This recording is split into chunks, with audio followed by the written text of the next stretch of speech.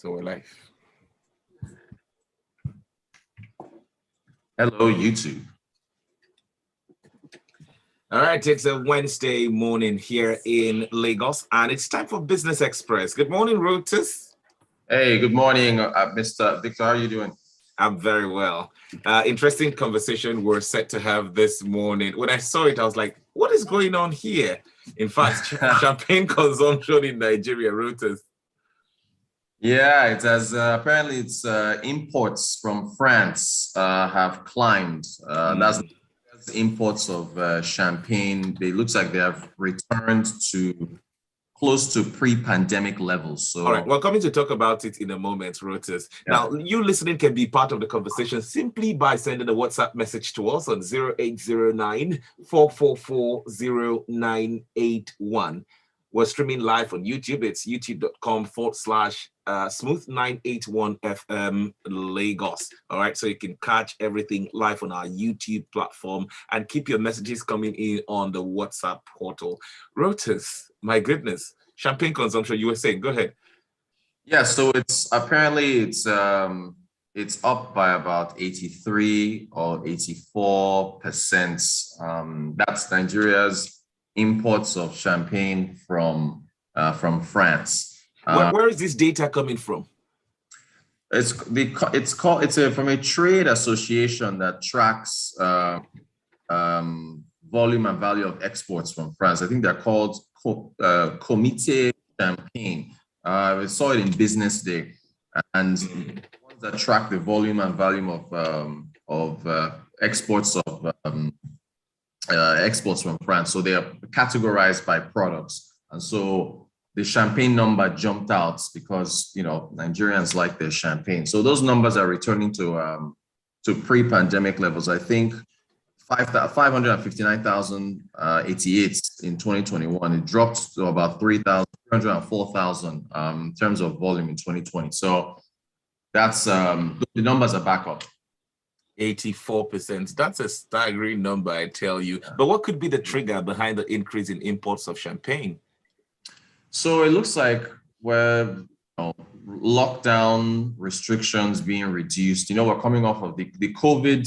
2020 was defined by COVID. And so there were lockdowns which didn't allow, which impacted supply chains, which impacted exports, important trade numbers across the world. With lockdown restrictions being reduced, more people being able to go out and about, supply chains saw a bit of a reprieve, and that's the reason why essentially we're able to see, you know, Nigerians able to start importing more champagne from around the world, especially from France. All right, and as Nigerians, what's the takeaway from this data? Well, you know, we're very imports dependent here, and Nigeria, yes. Yeah, we love luxury and all things associated with luxury, and we've got high taste. And so the takeaway is that, you know, we're back to doing what we do best, which is importing luxury items from other countries. And at one time where I think we're one of the highest countries that imported champagne on the African continent. I think we're third now. So, but the takeaway is that import demand is climbing, and import demand basically is climbing. You know, champagne imports into Nigeria from France is a good example of imports making a recovery. And in terms of export of wines, who are the largest countries by exports? Yeah, so this is something we need to look at in terms of the countries that are making money off of us by champagne exports. I think France is the biggest exporter, followed by Italy and then Spain. I think Chile's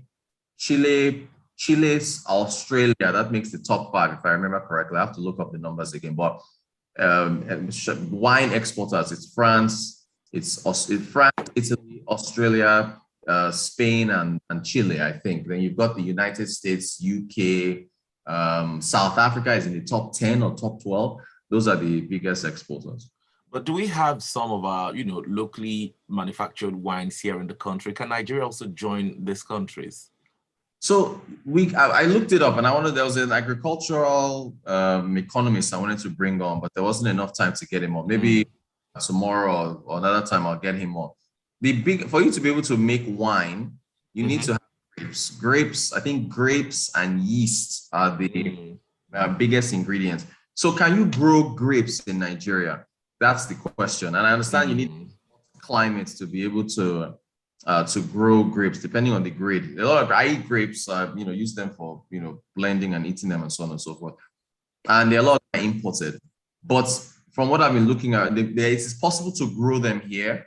The issue would be, can we grow grapes in sustainable volumes to be able to make wine and then now join a South Africa, join a Chile to be able to now start exporting? Because with the amount of the appetite for champagne and wine and so on in this country, you would save on foreign exchange by not having to import from France or Italy and so on by making it here. But there's challenges to the climate, soil, but it's possible to, from what little research I've done, it is possible to grow grapes in Nigeria. The question is, can you grow them in enough sustainable volumes to be able to say, you now want to make wine? And then there's the matter of the bottles, the corks, all these other things. We import so many things. So the manufacturing aspect of it, it's not just the grapes, having power, so on and so forth. There's a lot that we're going to it, but it is not impossible. It doesn't mean it can't be done.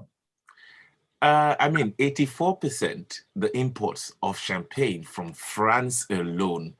Who are the people consuming all of these things? Yeah, what I noticed is that because of the costs, I think a typical bottle of champagne is anywhere from 20, 30,000 to as much as, if the stories you hear in these clubs. Yeah. 100,000 a bottle for the I don't know, crystals and moets and so on. Consuming them are the elites, right? Restaurants that we've got a healthy, semi-healthy hospitality sector here in Nigeria. So your hotels, your restaurants, these high-end luxury outlets, they are the ones that buy lots of these things in order to serve clubs, nightclubs, and so on, resorts. So they're the ones that buy a lot of this, and then wealthy Nigerians who can. I'm just thinking, aloud. We in a country that we complain about almost everything, and we're still importing champagne from France to the tune of 84%. That's really staggering. Let's jump over to our WhatsApp platform now to read from our listeners. We have Dipo sending this one. It says you can grow grapes in Jos, Taraba, and Benue. We have Frank. Look, sorry, just real quick. Yeah. I'm a big fan of strawberries, yeah, and form of berries.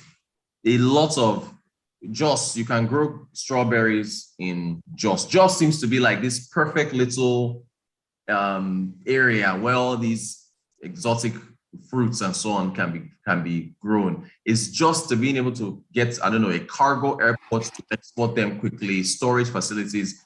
Thanks for that message. All right. And we have Frank from Festac. He says, good morning, Rotus. Do you think it's cheaper importing these luxury wines as opposed to setting up a factory here? We can't ignore the elementary knowledge of international trade and comparative advantage.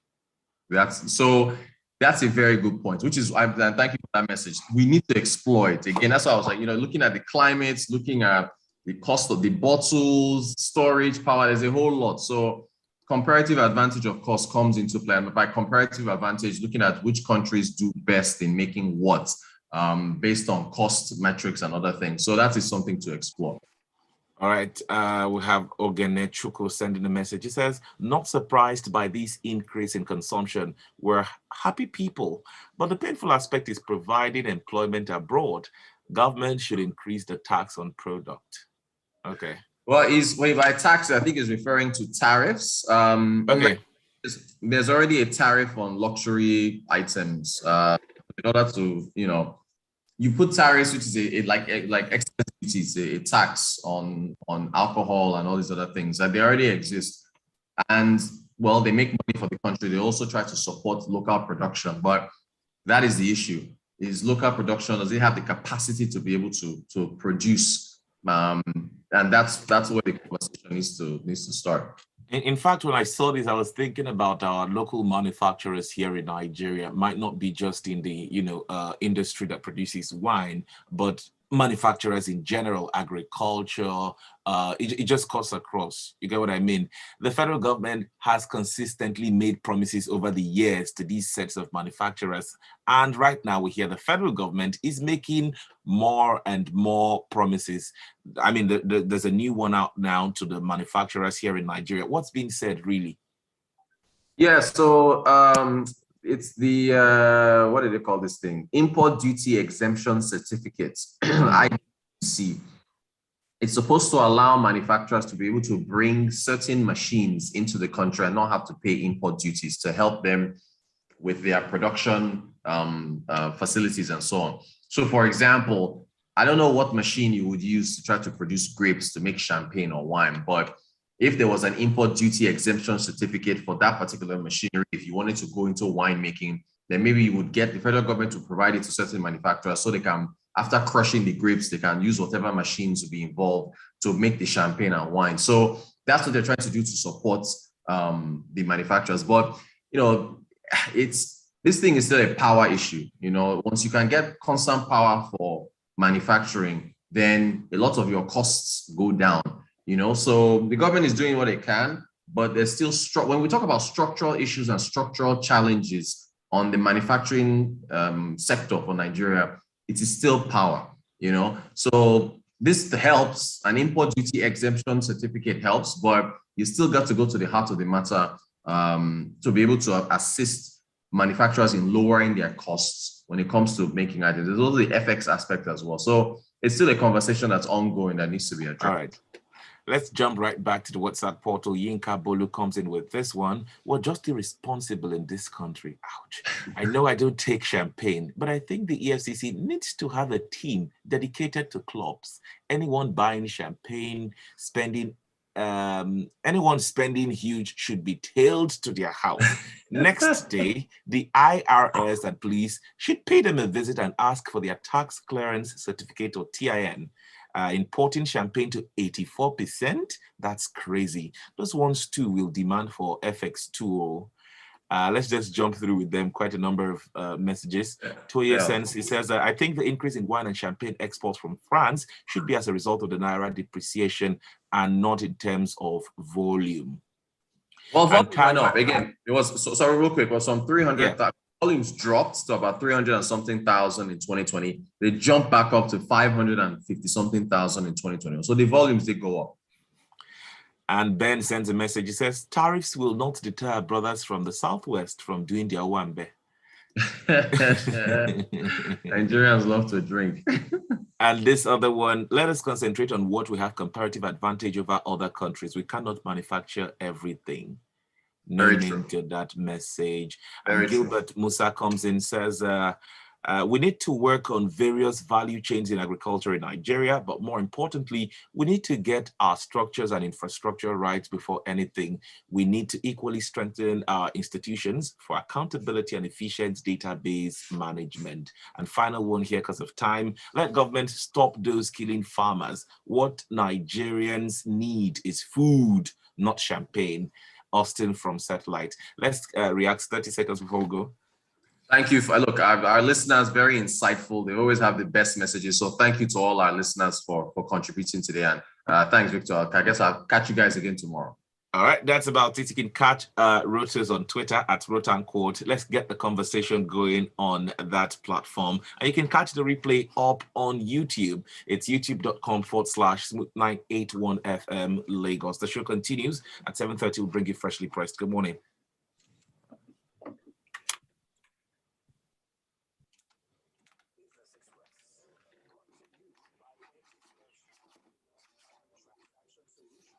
Hello, everyone. Thank you so much for joining us, but we need to go now. All right.